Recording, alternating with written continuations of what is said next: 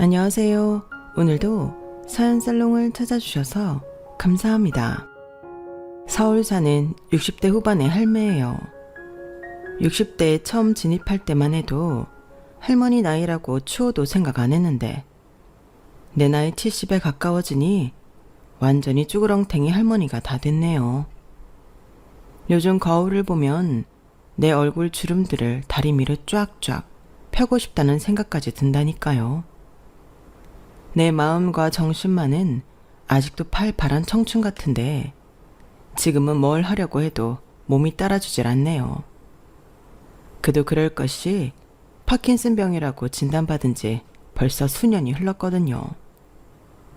그동안 먹은 약만 해도 한가만이 될 것 같네요.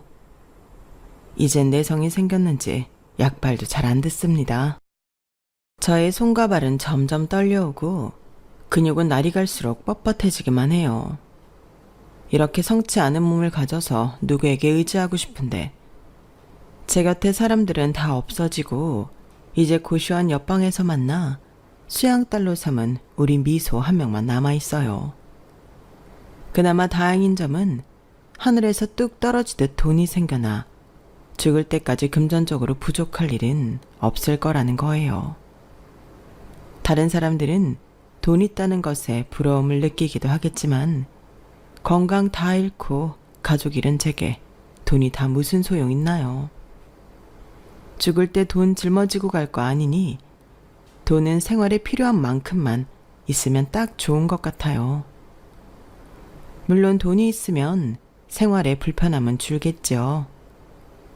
그건 흙수저로 태어나 평생을 지지리도 가난했던 제가 누구보다 잘 알고 있어요. 제가 얼마나 허리띠 졸라매고 살았는지 말씀드리면 놀라실 거예요. 요즘 젊은 사람들은 다이어트 한다고 일일 일식 한다지만 우리 때는 먹을 게 없어서 하루 한 끼 먹기도 참 힘들었어요. 그나마도 물에 보리밥 말아 간장 찍어 먹고 그랬죠.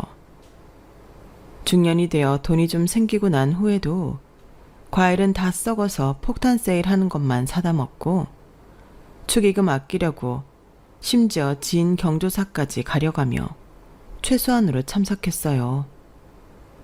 참으로 어리석은 나날이었죠. 제가 하도 가습을 안 쓰고 전기도 안 쓰니 검치머니 사람 안 사는 빈집인 줄 알았다는군요. 별별 에피소드들이 많네요. 지금 생각해보면 다 부질없어요. 거의 독거노인이 돼버린 지금 제게 가장 필요한 건 사람의 온기예요. 핏줄과의 인연을 끄는 지금 뼈에 사무치게 쓸쓸하게 짝이 없습니다. 그래도 우리 착하고 예쁜 양녀인 미소와 앞으로 남은 인생 잘 살아가야겠죠. 내일은 또 내일의 태양이 뜰 테니까요. 지금 이 시점에서 저의 삶을 한번 정리하는 시간을 가져보려 해요. 제가 애정하는 채널인 사연살롱 여러분들과 함께 제 삶을 공유해 볼게요. 제 이야기를 다 들으시고 이 할미한테 격려의 한 말씀 부탁드려요. 그럼 제가 파킨슨병으로 투병하는데 힘이 좀 날 것 같네요. 지금부터 시작할게요. 요즘 한 60년 전 흑백 영상들도 복원돼 있던데 그때 보면 시골에 집신 신고 다니던 사람들이 많이 있었어요. 고무신조차 귀했던 시절이니까요. 제가 하도 못 살아서 그렇게 느끼는 건지 그땐 다들 힘들었던 시절 같아요. 제가 어렸을 적 가족 사진을 보면 저희 엄마는 얼굴이 크고 키가 작고 좀 사내같이 생기셨고 오히려 저희 아빠가 꽃미남 스타일이었어요.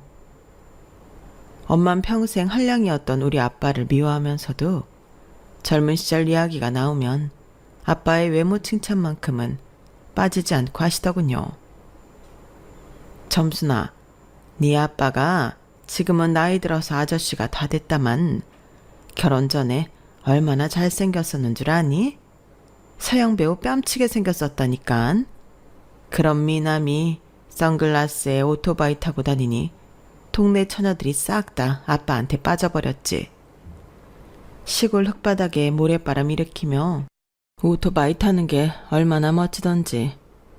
엄마도 그 모습에 홀딱 넘어갔지 뭐냐.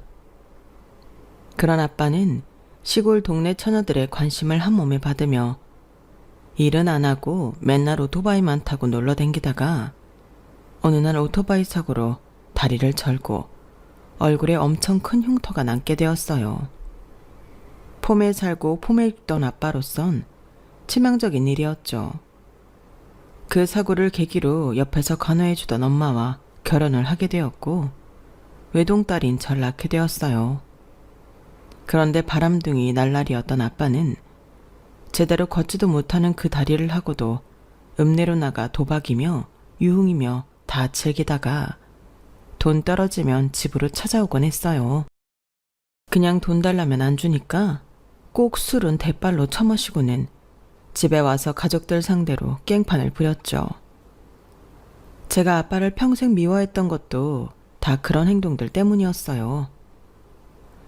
취한다. 돈 내놔. 내가 지금쯤 돈 떨어질 때가 됐으니 집에 올 거란 걸 예상하고 있었을 거 아냐. 그럼 딱 알아서 챙겨놔야지. 뭐 하는 거야, 이 팻내야. 당신 지금 몇 달 만에 집에 들어와 놓고 그게 할 소리야. 불쌍한 우리 외동딸 점순이 얼굴이나 한번 들여다보고 남부라도 한번 물어야 하는 게 제대로 된 아빠 아니냐고. 그리고 돈이 어딨어요? 나 혼자 소장농으로 이밭 저밭 하루 일에 하루 벌어 먹고 사는데 모아놓은 돈이 어딨겠냐고. 좀 모을만 하면 다 가져가서 술 처먹고 개집질하고 내가 모를 것 같아? 뭐라고? 이 오라질 여편네가 어디 하늘 같은 서방님 앞에서 눈가를 희번뜩거리며 지랄이야? 달라는 돈은 안 주고 내가 돈 어디 있는지 못 찾을 것 같아? 저리 비켜. 아빠는 기어코 집안 곳곳에 숨겨둔 피 같은 돈을 다 훔쳐 나가버렸죠. 엄마 아빠의 위태로운 싸움을 보며 자란 저는 차라리 아빠 없이 엄마와 단 둘이 살고 싶다는 생각을 많이 했어요. 두 분이 같이 있는 모습만 봐도 위태로웠거든요. 그러나 원망스럽게도 신께서는 우리 엄마를 너무 빨리 데려가 버리시더군요. 우리 엄마는 뜨거운 땡볕에 일하시다가 열사병으로 돌아가시고 말았어요. 하나뿐인 딸내미인 제게 새 고무신 하나라도 더 사주고 싶은 마음에 밤낮으로 쉬지 않고 일하다가 그만 쓰러지고 만 거죠. 그것도 제 눈앞에서 쓰러져 그 자리에서 돌아가시고 말았어요. 그 죄책감이 아직도 절 짓누르고 있답니다. 몸이 좀 피곤한 날엔 어김없이 그때 엄마가 땡볕에서 쓰러지던 꿈을 꾸곤 하죠.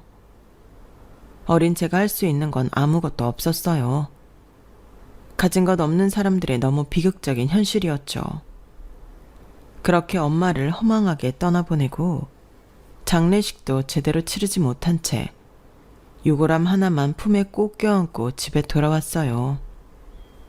그때까지 아빠란 사람은 집에 들어오지도 않았기에 엄마가 죽었는지 살았는지 알 길이 없었을 테죠.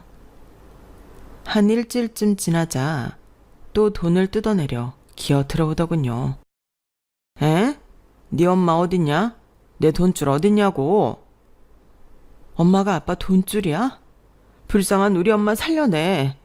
아빠한테 돈 다 뺏기고 또 일하러 나갔다가 땡볕에 쓰러져 죽고 말았다고. 엄마, 우리 엄마 어떡해. 앞으로 난 어떻게 살아. 너무 무서워요, 엄마. 다시 돌아와요. 그게 무슨 말이냐, 점순아? 네 엄마가 뭐 어째? 죽었다고? 아니, 멀쩡하던 사람이 한순간에 죽었다는 게 말이 되냐? 대체 무슨 일이 있었던 거야? 안 돼, 미자야. 내 부인 미자야. 미안하다. 미안해. 소 잃고 외양간 고친다고 아무리 우리 엄마 미자를 목 놓아 불러봤자 이미 엄마는 이 세상 사람이 아니었죠. 하지만 다행이랄까 아빠는 그 다음부터 조금씩 바뀌기 시작했어요. 그나마 사람이 되어가고 있었죠.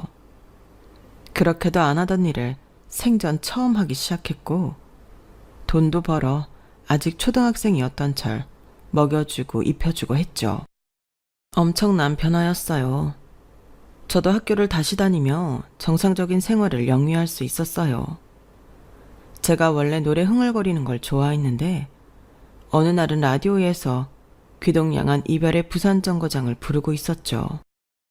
몇 소절 들으신 아빠가 깜짝 놀라시더군요. 아니 점순아, 네가 노래를 이렇게 잘했니? 이거 완전히 가수 뺨치는데? 보통 실력이 아니다 너. 제 노래 실력을 알아챈 아빠는 그때부터 기회만 닿으면 절 무대로 올려보냈어요. 인터넷도 없던 시절인데 장터 행사 정보는 어떻게 그렇게 잘 아셨는지 각종 장터 행사에 올라갈 수 있었어요. 그때 제 나이 아직 중학생이 안 됐을 때라 조그만 여자아이가 트로트를 기가 막히게 잘 부르니 신기했던지 여기저기서 불러주더군요. 완전히 무명 가수였지만 그 수입이 짭짤했는지 아빠는 절 거의 뺑뺑이 돌리다시피 노래 부르게 했어요. 늘 아빠와 다니니 그나마 서먹했던 부녀관계는 돈독해지더군요. 그런데 우리 부녀 사이를 갈라놓는 여자가 한 명 등장했어요. 바로 새엄마였죠. 어느 날은 언제 데이트를 하셨는지 아빠가 부자 새엄마라며 나이 많은 아줌마를 데려왔어요. 요즘 말로 하면 거의 할줌마 가까운 나이였던 것 같아요. 아빠 말대로 돈이 많긴 했는지 그 아줌마 돈으로 우린 무려 40평대 아파트로 입성할 수 있게 됐죠. 빚에는 주택 단칸방만 전전하다가 방 4개짜리 아파트라니 거실이 운동장만하게 느껴지더군요. 하지만 새엄마는 처음부터 절 대놓고 싫어했어요. 아, 네 아빠가 날 워낙 공주 대접해주니 이 나이에 재혼까지 했다만 네가 아빠 곁에 혹처럼 들러붙어 있으니 영 보기 싫구나. 내 나이 50대 돼서 이런 거 뒷바라지할 생각은 추워도 없다. 너 이제 혼자 다닐 때도 되지 않았니? 내가 방 하나 얻어줄 테니 나가 살려무나. 최소 생활비는 내가 계좌로 넣어줄게. 그럼 됐지? 그리하여 중학생이 되던 해, 전 아빠 집과는 아주 먼 동네로 강제 독립을 하게 되었어요. 외롭고 무서울 때도 많았지만 제 편이 되어줄 사람은 이 세상에 없다는 걸 잘 알고 있었기에 꿋꿋하게 견딜 수밖에 없었죠. 아빠도 당연히 돈 많은 새엄마 편이었어요. 그 아줌마 돈이 아니면 또다시 막노동이라고 해서 하루 벌어 하루 먹고 살아야 하니 빌붙을 수밖에 없었겠죠. 그땐 아빠고 뭐고 다 미웠지만 지금 내 나이가 되니 다 이해가 되더군요. 돈 없는 게 죄인 시절이었죠. 어찌저찌 중고등학교를 졸업하고는 20살이 되자 아줌마가 계좌로 넣어주던 쥐꼬리만한 생활비는 딱 끊기더군요. 겨우 입에 풀칠만 하던 돈이었기에 그동안 모을 수조차 없었어요. 당장 발등에 불 떨어진 저는 마음속에 품고 있던 가수가 되기 위해 일단 밤무대 알바부터 시작했죠. 하지만 가수가 되기엔 전 외모가 뛰어나지 않았기에 외모 평가나 그로 인한 수모도 많이 당했답니다. 큰 바위 얼굴이다, 키가 난쟁이 똥자루만하다, 팔다리 짧고 뚱뚱하다 등등 20대 아가씨가 견디기 힘들 만큼 혹독한 악평을 감수해야 했어요. 현실을 자각하고 다이어트를 해보기도 했지만 어디 호박에 줄 좀 긋는다고 수박 되나요? 제가 거울을 봐도 못생긴 건 여전하더군요. 어느 날인가는 밤무대에서 노래 부르고 있는데 취객이 저한테 과일이며 쟁반까지 집어던지며 소리치더라고요. 야, 내가 양주를 몇 병씩 했는데 저 따위 못생긴 년 노래를 듣고 앉아있어야 하냐? 무명 가수면 좀 예쁘기라도 해야지. 노래만 잘하면 다냐? 에이씨, 술맛 떨어지게. 어서 가수 갈아치워. 난동분이던 취객이 절 향해 급기야 술병까지 집어 던지려던 걸 김철돌이라는 웨이터가 막아줬어요. 전 노래를 중단하고 무대 뒤로 숨어 들어가야만 했죠.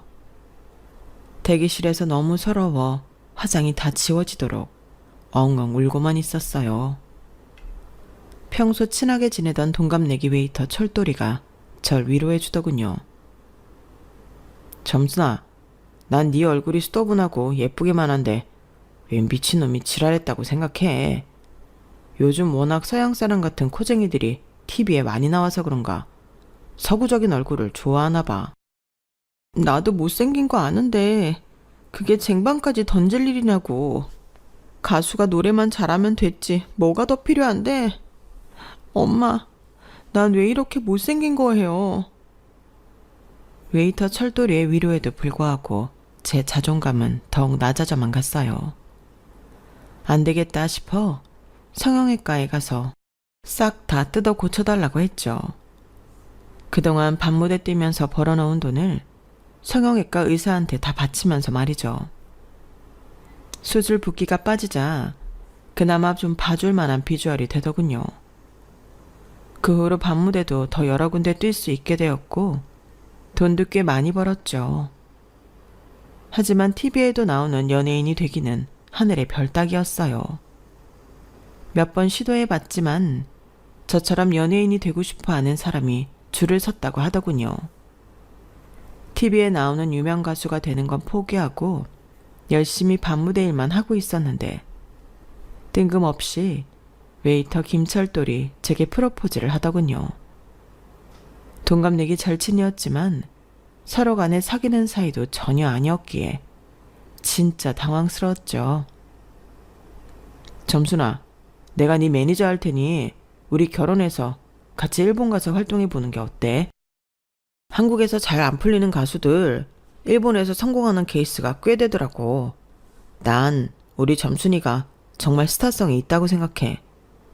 유명 가수가 될 수 있는 자질이 충분하다고. 난 네 가족이 되어 죽을 때까지 팍팍 밀어줄 테니 한번 해보자. 어? 일본? 근데 먼저 결혼을 하자고? 아우, 뜬금없긴. 나 알잖아. 남자랑 손목 한 번도 잡아본 적 없는 거. 근데 결혼이라니. 이렇게 말하긴 했지만 거의 고아처럼 혼자 살아온 세월이 오래된 저에게 가족이 되어주겠다니 그보다 더 고마운 일은 없었어요.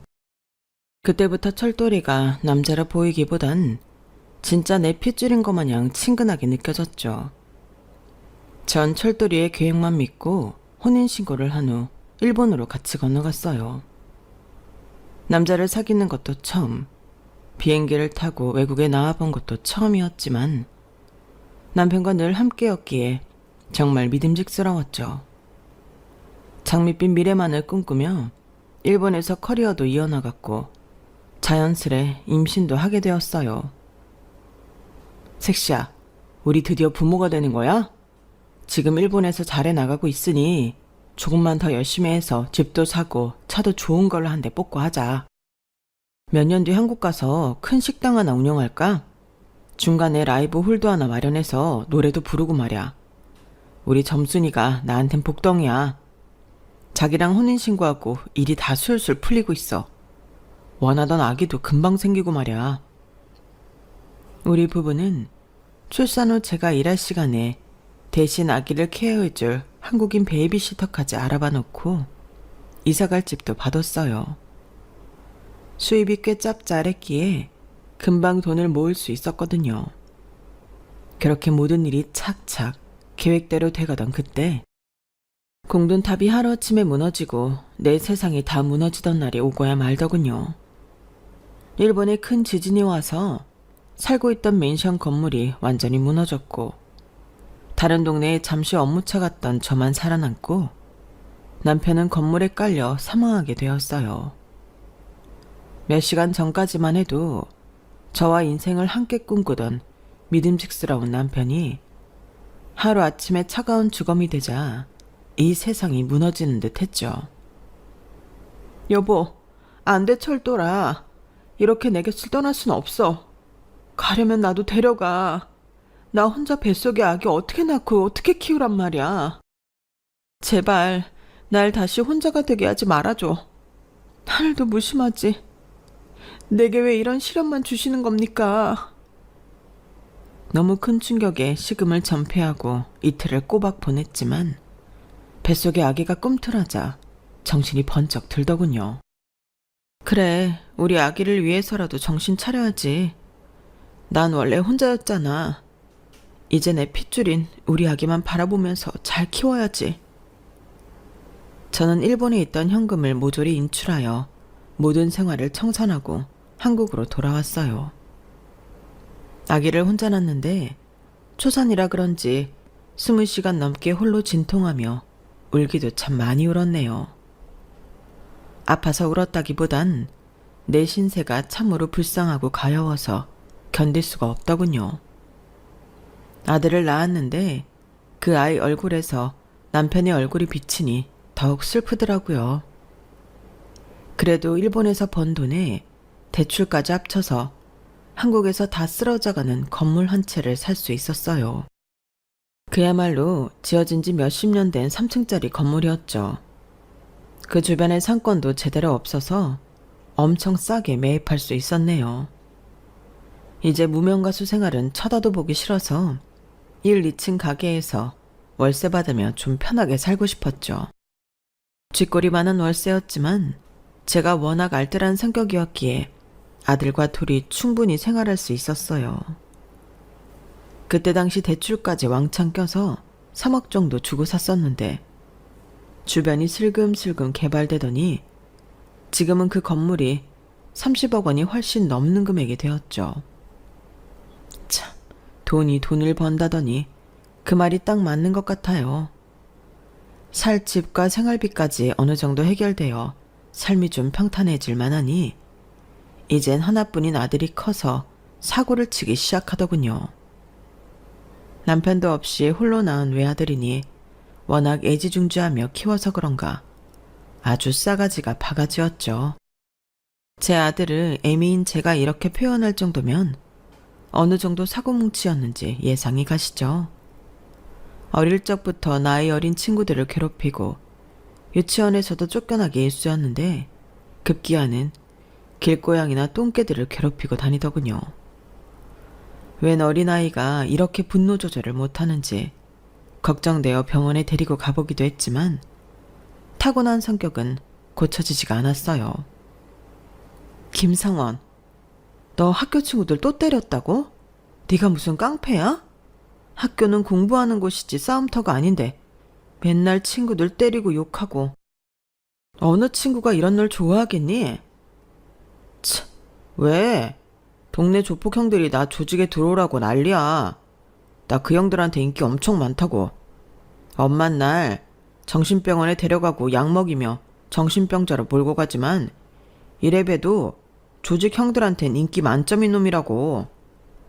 뭐? 조폭 형들? 야, 김상원 너 미쳤어? 제정신이야? 내가 네 아빠 지진으로 잃고 혼자 힘들게 키우느라 얼마나 서러웠는지 알아? 내가 너 때문에 피해자 부모들한테 무릎 꿇은 게 대체 몇 번이니?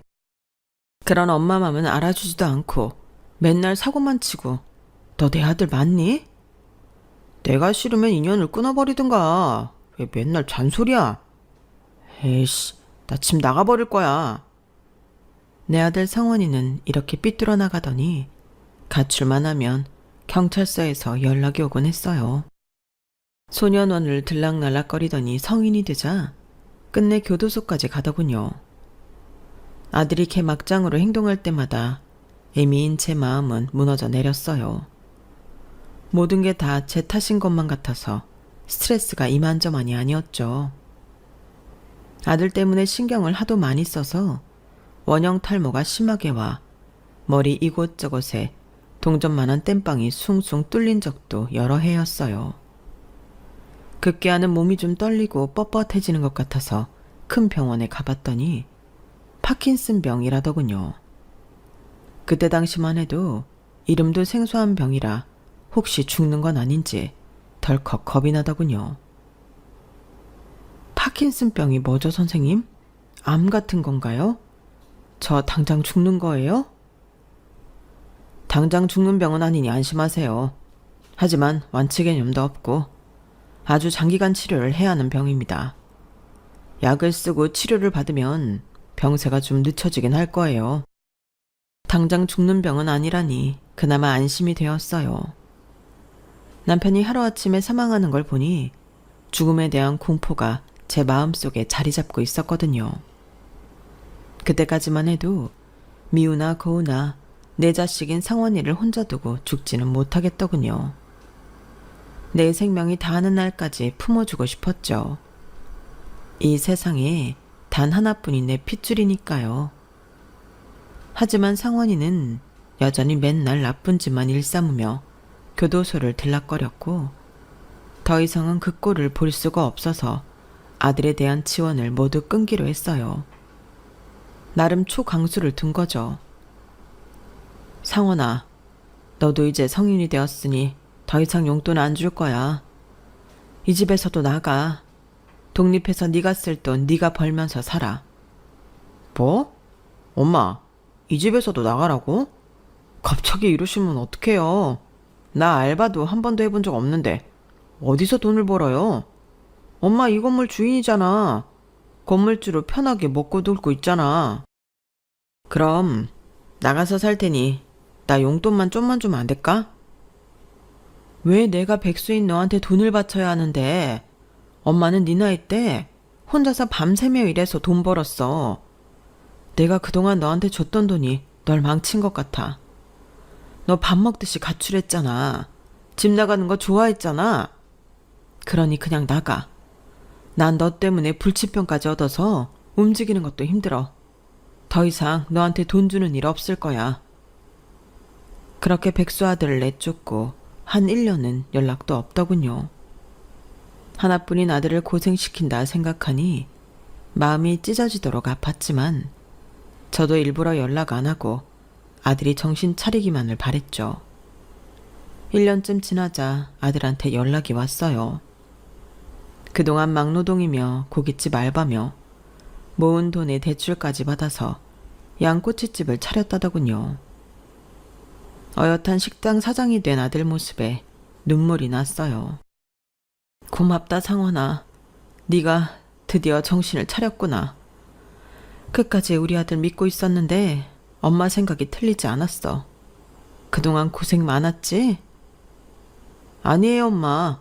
나 양꼬치집 하면서 엄청 섹시한 여자도 만나서 결혼하려고 해요.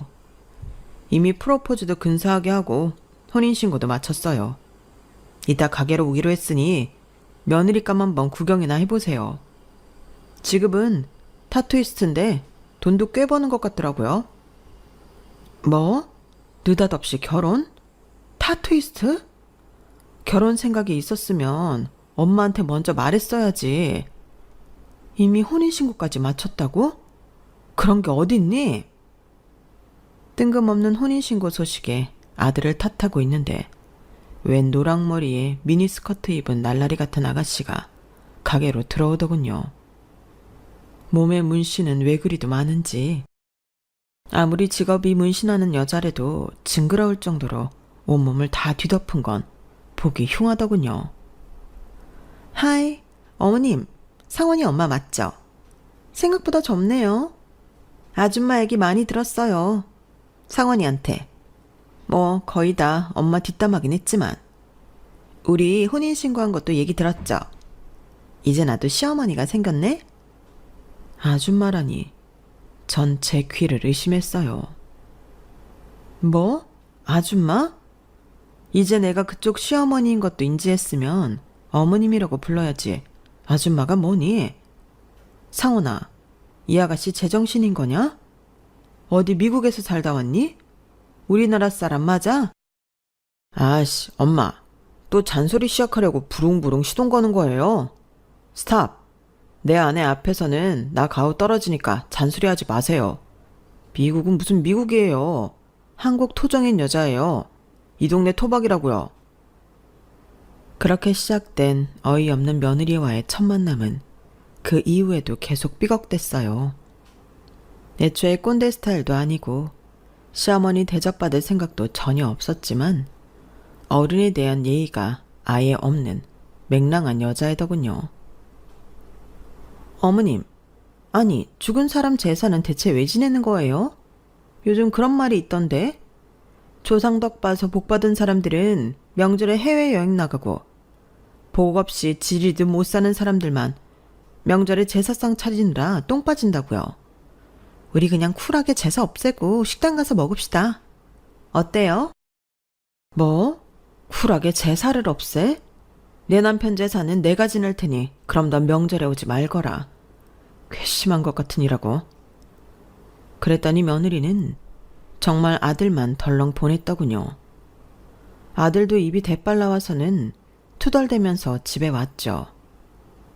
아니 엄마, 나 이혼당하는 꼴 보고 싶어서 난리야? 내가 태어나기도 전에 죽은 아빠 뭐가 예쁘다고 제사식이나 지내주는 거야. 산 사람이 중하지 죽은 사람 밥은 뭐하러 차려주냐고. 앞으로 제사니 명절이니 우리 와이프 고생시키지 마. 내가 가만히 있지 않을 거야. 너 지금 엄마한테 말본새가 그게 뭐냐? 네 부인만 중하고 늙어서 병든 엄만 싸그리 무시해버리는 거야? 네 아빠가 있었으니 네가 이 세상에 나올 수 있었던 거야. 밥상 차리기 그렇게 싫거든 너도 며느리랑 같이 오지 말거라. 그랬더니 정말 아들도 며느리와 같이 코빼기도 비치지 않더군요. 임신했다 아들 낳았다 정도 짧게 사진과 함께 카톡 몇 개 보내주는 것 빼곤 전화 한 통도 없었죠. 괘씸하기 그지 없었지만 파킨슨병이 점점 심해지며 거동도 조금씩 불편해지자 아쉬운 쪽은 저였죠. 당장 병원에 가야 하는데 아픈 몸으로 대중교통이 불편해지자 하나뿐인 아들에게 SOS 칠 수밖에 없었죠. 제 전화를 받지 않으니 카톡 메시지를 남겼어요. 상원아, 엄마 파킨슨병이 점점 심해져서 몸 움직이기도 힘이 드는구나. 병원 가기도 힘들고 말이야. 병원 갈 때만이라도 네가 와서 좀 거들어 주겠니? 아들은 제 카톡을 읽씹하다가 한참 지나서야 전화를 하더군요. 실로 오랜만에 들어보는 아들 목소리였죠. 엄마, 그럼 그 건물 30억도 훨씬 넘죠. 그 건물 팔아서 현금 놔주면 엄마 우리 집에서 모실게요. 어때요? 뭐? 그 큰 돈을 다 너한테 주라고? 전 쉽게 결정 내릴 수 없었어요. 돈을 줘야만 날 부양하겠다는 아들 내외의 반응이 참으로 괘씸했지만 움직임이 힘든 저로서는 울며 겨자 먹기로 그 제안을 들어줄 수밖에 없었어요.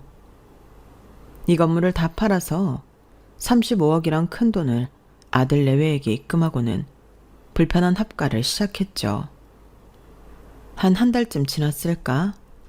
며느리가 갑자기 집 인테리어를 해야겠다며 집을 잠시 비워야 한다더군요. 어머님, 우리 집 인테리어 할 동안 2주만 고시원에서 사세요. 제가 고시원 다 알아봐 놓고 돈도 지불해 놨어요. 저희도 근처 모텔에서 지내려고요. 아들 내외의 일방적인 제안에 알았다고 하고 고시원으로 들어갈 수밖에 없었어요. 2주 정도야 뭐 혼자 지내도 충분하다고 생각했죠. 그런데 2주가 지나고 3주가 지나도 아들 내외에게서 연락이 없더군요. 제가 연락을 해도 받지도 않았고요. 한 달쯤 지나서 집에 가보니 전혀 공사를 하는 집 같지 않더군요. 띵동 하고 배를 눌러보니 처음 보는 아줌마가 나왔어요. 누구세요? 엥? 그러는 댁은 누구세요? 여기 우리 아들 집인데? 네? 아, 혹시 전주인 말하시는 건가요? 김상원 씨 말씀하시는 거죠? 그분 우리한테 집 팔고 미국 이민 가셨어요. 어머, 모르셨어요? 전 너무 놀라서 그 자리에 주저앉고 말았어요. 새로 이사 왔다는 그 아줌마가 날 부축해줘서 겨우 택시 잡아 타고 고시원으로 돌아올 수 있었죠. 내 전 재산이나 다름없는 35억 원을 들고 날 고시원에 버려놓고 미국으로 도망가 버리다니. 하나뿐인 아들이라고 그동안 애지중지하며 키워온 세월이 주마등처럼 지나가더군요. 하염없이 눈물만 났어요. 남편을 부르며 하루 종일 울었죠. 다음 날에도 그 다음 날에도 좁디 좁은 고시원방에서 식음을 전폐한 채 내리 서럽게 울게만 했죠. 여보, 나도 좀 데려가요. 나 이대로는 제정신으로 못 살겠어요. 내가 사람이 아니라 짐승을 낳았네요. 아, 내 팔자야. 몇 날 며칠을 울기만 하자 옆방 아가씨가 문을 똑똑 두드리더군요. 아주머니, 문 좀 열어보세요. 무슨 일인지는 모르겠지만 식사도 안 하시고 그렇게 울기만 하시면 쓰러지세요. 제가 죽 좀 사왔으니 한 그릇만 드셔보세요. 고시원 좁은 복도에서 마주칠 때마다 항상 늙은 내게 상냥하게 대해주던 아가씨였어요. 내가 너무 시끄럽게 울었나 싶어 미안한 맘에 문을 빼꼼히 열었죠. 그런데 그 아가씨를 보는 순간 사과는커녕 또 서러운 마음이 복받치더군요. 내 방으로 끌고 들어와 나도 모르게 고해성사하듯 현재 상황과 신세한탄을 다 털어놓았어요. 제 이야기를 다 들은 아가씨는 저와 같이 분노하며 눈물을 흘려주더군요. 참으로 고마웠죠. 아니, 아주머니 친아들 맞아요? 전 고아로 자라서 꿈에서라도 부모님 한번 만나보는 게 소원인데 어찌 피 섞인 친아들이 병든 엄마를 버리고 돈 다 뺏고 딴 나라로 도망갈 수가 있냔 말이에요. 제가 다 화가 나네요. 그렇게 시작된 우리 대화는 밤늦게까지 계속되었고 그 몇 시간 동안 서로가 살아온 삶에 대해 다 알 수 있었죠. 고아로 어렵게 자라온 20대 아가씨인 미소는 식당에서 일하며 힘들게 모은 돈을 모두 사기당하고 고시원에서 살며 다시금 한 푼 두 푼 모으고 있었어요. 젊은 나이에 나보다 더 험난한 삶을 살아왔더군요. 우리의 대화 끝에 미소는 제게 다니는 병원이며 치료받는 과정을 도와주겠다고 했어요. 그냥 말로만 그러겠거니 했는데 그 후로 정말 거동이 불편한 저를 발벗고 도와주는 착한 아가씨였죠. 미소를 보며 사람이 죽으란 법은 없구나 라는 생각과 함께 미소가 하늘이 내린 천사같이 느껴졌어요. 다행히 제가 쓸 현금 정도는 남겨놓았기에 통장에서 야금야금 빼서 쓰며 하루하루를 연명하고 있었죠. 그러던 어느 날 웬 변호사라는 사람한테 전화 한 통이 걸려왔어요. 김점순 씨 되시죠? 아버님 성함이 김종수 씨 맞나요? 아버님께서 돌아가시면서 유산을 남겨주셨어요. 부동산과 현금을 합하면 거의 150억 정도가 됩니다. 자세한 내용은 만나서 말씀드리겠습니다. 150억이요? 150만 원 아니고 150억이라고요?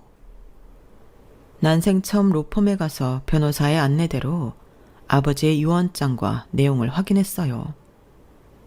제가 봤던 아버지는 평생 100만 원도 손에 쥐어본 적이 없는 분이었는데 날 그토록 싫어했던 새엄마가 부자긴 부자였나 보더군요.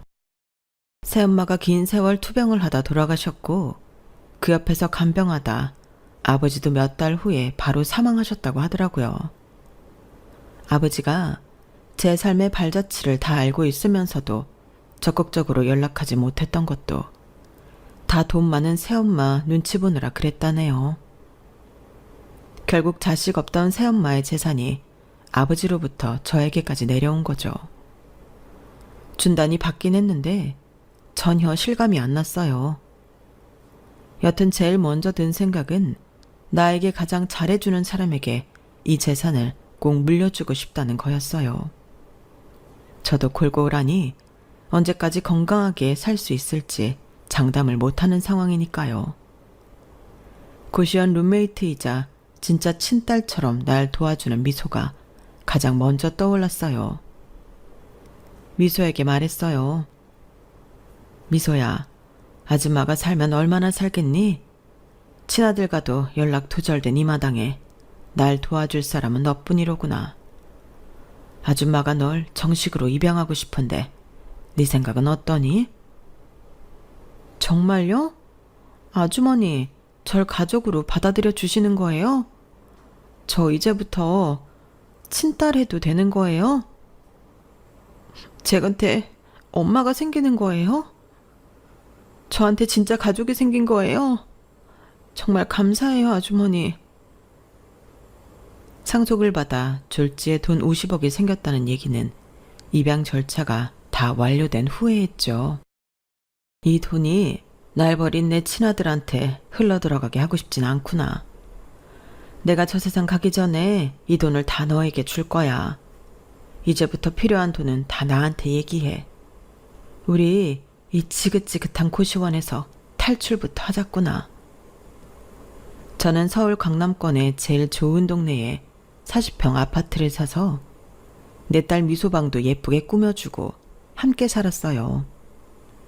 착하디 착한 미소가 좋아하는 모습을 보니 더없이 행복하더군요. 진짜 내 뱃속으로 나온 딸내미 같았죠. 유산받은 금액 중에 일부로는 장학재단도 만들었어요. 어려운 형편의 학생들에게 장학금을 전달하는 역할을 하고 싶었거든요. 갑작스럽게 돈이 생기고 그 돈으로 몸과 마음이 풍요로운 생활을 하니 건강도 차츰 회복되는 느낌을 받았어요. 살 것 같았죠. 그러던 어느 날 아들과 연락이 끊긴 지 한 1년쯤 됐는데 미국으로부터 전화가 한 통 걸려왔어요. 혹시 김상원 씨 어머님 맞으신가요? 여기 미국입니다. 김상원 씨한테 채무가 있는데 어머님한테 전화하면 받을 수 있다고 해서 연락드립니다. 정말 어이없는 전화였어요. 내 피 같은 건물을 팔아 35억씩이나 들고 튀었으면서 빚을 대신 갚아달라는 전화를 내게 하라고 시키다니 진짜 썩을 놈이 따로 없었죠. 내 아들이 그러던가요? 내 아들한테 전해주시겠어요? 엄마가 할아버지로부터 유산을 150억 정도 받았는데 한국에 들어와 엄마 돈 35억을 돌려준다면 당장 100억 정도 떼주겠다고요. 제 전화는 도통 받질 않아서 말이죠. 이렇게 말하고 내 주소를 알려주고 전화를 끊었는데 정말 웃긴 건 이렇게 말하고 24시간도 지나지 않아서 아들이 한국 우리 집으로 찾아왔다는 거예요. 웬 선물을 바리바리 싸들고 아들 내외가 강남집으로 왔더군요. 엄마, 진짜군요. 엄마가 할아버지한테 유산 받아서 150억 부자가 됐다는 게 진짜네요. 강남 아파트라니 이것만 해도 몇십억일 텐데. 와, 내가 받을 유산만 해도 얼마야? 야호, 신난다 신나. 엄마가 말한 대로 35억 가져왔어요. 미국에서 사업하고 있었는데 잘 안 돼서 많이 잃긴 했는데 대출까지 빡빡 긁어서 35억 맞추오느라 힘들었다고요. 그래. 잘했다. 그 35억 엄마한테 당장 계좌이체 해라. 네네 알겠어요. 잠시만요. 은행 다녀올게요. 아들내외는 일을 다 보고 들어와 말하더군요. 자, 보셨죠? 35억 계좌이체 했으니 이제 저 다시 엄마 옆에서 살게요. 우선 우리 가족 살 강남 아파트 한 채 마련해 주시면 안 될까요? 엄마 돈 엄청 많잖아요, 이제. 그 전에 내가 떼온 서류 좀 볼래? 넌 피가 섞인 아들이니 호적에서 파버릴 순 없었지만 네가 날 고시원에 버리고 갔을 때 날 지극정성으로 도와준 아가씨를 정식 입양해서 딸로 입적시켰다. 이미 150억은 내 딸 미소한테 증여해주고 장학재단 만드느라 거의 다 써버렸어. 너한테 줄 돈은 땡전 한 푼 없다. 얼른 다시 미국으로 돌아가든지 마음대로 해라. 엄마, 웬 양녀예요. 엄마 피가 섞인 친아들은 나뿐이잖아요. 날 이렇게 버릴 거예요? 나 미국 다시 돌아가면 빚더미에 노숙자 신세라고요. 그럼 내 돈 35억이라도 다시 돌려주세요. 네 돈 35억? 그게 왜 네 돈이냐? 어머니 내 돈이지. 이게 바로 니네 부부가 병든 날 고시원에 버리고 간 대가야. 졌다 뺏기 아주 재미있구나. 우리 딸 올 시간 됐으니 파출부 아줌마 시켜서 밥상 차리라고 해야겠다. 미국 물 좀 먹었다고 날 상대로 소송 같은 거 행여할 생각일랑 말아라. 네가 날 푸대접한 거나 제대로 모시지 않은 거, 엄마 대접 안 한 거 다 증거 모아뒀으니 아마 법원에서도 괘씸죄 적용해서 네 몫으로는 한 푼도 안 갈 거다. 제가 단호하게 말했더니 며느리까지 읍소하더군요. 손자를 들먹이면서 말이죠. 어머님 손자 한번 보세요. 피가 섞인 사람은 양녀인지 뭔지가 아니고 남편이랑 손자 아닌가요? 제발 저희를 이대로 버리지 마세요. 네? 제발요. 그 더러운 입으로 피 섞였네 어쨌네 하지 말아라. 애초에 애미 취급 안 한 건 니네 부부니까 썩 꺼져라. 니네 관련된 건 아무것도 보기 싫다. 저 선물 다 가지고 이 집에서 나가도록 해. 앞으로 경호원 시켜서 나랑 내 딸 주위에 얼씬도 못하게 할 테니. 그렇게 강제로 아들 가족을 내쫓아버렸어요. 그놈이 어렸을 때부터 내 속을 썩이고 스트레스 받게 해서 결국 병을 얻은 것 같아서 이놈을 애지중지 키운 세월들이 야속하기만 하더군요. 못된 아들놈한테 35억을 다시 받아내고 속이 다 후련했어요. 내가 눈 감는 그 순간까지 아들놈을 다시는 보고 싶지가 않네요. 돈으로 거동이 불편한 저를 도와줄 사람을 고용하니 솔직히 편하긴 하더군요. 예전에 제가 처음 아팠을 때 외친즉 이런 생각을 못했는지 모르겠습니다. 그땐 막막하기만 했거든요. 저의 정식 딸이 된 미소는 이제 더 이상 알바 안 하고 편하게 독서실 다니며 대학 입시를 준비 중이에요. 제가 돈이 없을 때나 있을 때나 한결같이 제 곁을 지켜주며 진짜 엄마같이 대해준 우리 미소에게 전 재산 다 줘도 아깝지 않네요. 미소가 나중에 어엿한 사회인이 되어 결혼도 하고 예쁜 가정을 꾸릴 때까지 건강히 살고 싶은 욕심이 생기는 요즘입니다. 제 평생 요즘처럼 평안한 나날이 없는 것 같아요. 자꾸 돈돈거리면 안 되는데 돈이 사람을 편안하게 만들어주는 건 맞네요. 곳간에서 인신난다고 앞으로 이 돈을 제 개인 생활에만 쓰지는 않을 거예요. 장학재단을 시작으로 제가 죽는 날까지 사회에 봉사하는 삶을 살도록 노력하겠습니다. 제가 기억하는 어렸을 때부터 요즘의 생활까지 제 평생의 이야기를 여러분께 낱낱이 다 해드렸는데 어떠세요? 이 정도면 소설책 몇 권을 써도 모를 만한 파란만장한 삶이었죠. 이게 좋은 건지 나쁜 건지 모르겠습니다만 뭐 재밌게 들으셨다면 다행입니다. 여러분께서는 소소한 일상생활에서도 행복을 찾는 인생을 사셨으면 좋겠어요. 전 마음의 여유가 없어서 그렇지 못했거든요. 병들고 나이 든 지금에 와서 그게 참 후회돼요. 앞으로 저도 눈 감는 날까지 소소한 행복을 쫓다 가도록 하려고요. 여러분 모두 화이팅이에요. 고맙습니다. 여러분 사연 댓글에 응원과 현명한 조언 부탁드려요. 좋아요와 구독은 저에게 큰 힘이 됩니다. 오늘도 좋은 일